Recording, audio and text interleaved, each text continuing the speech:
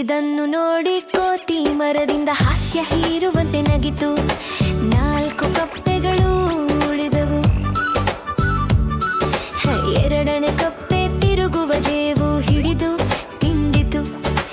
ಇದನ್ನು ನೋಡಿ ಮೀನುಗಳು ಭಯಪಟ್ಟು ಓಡಿದವು. 3 ಕಪ್ಪೆಗಳು ಉಳಿದವು.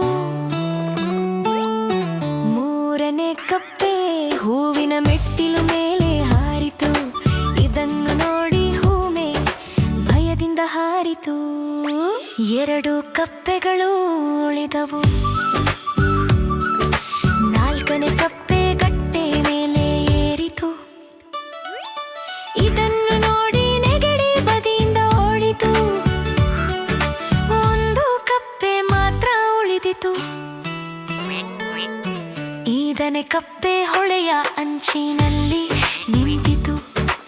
ಇದನ್ನು ನೋಡಿ ಬಾತು ಕ್ವಾಕ್ ಕ್ವಾಕ್ ಎಂದು ಕೂಗಿತು. ಒಂದು ಹೊಳೆಯಲ್ಲಿ ಇದು ಹಸಿರು ಕಪ್ಪೆಗಳು ಒಟ್ಟಾಗಿ ಸಂತೋಷವಾಗಿ ಜೀವರಹಿತರಾದರು.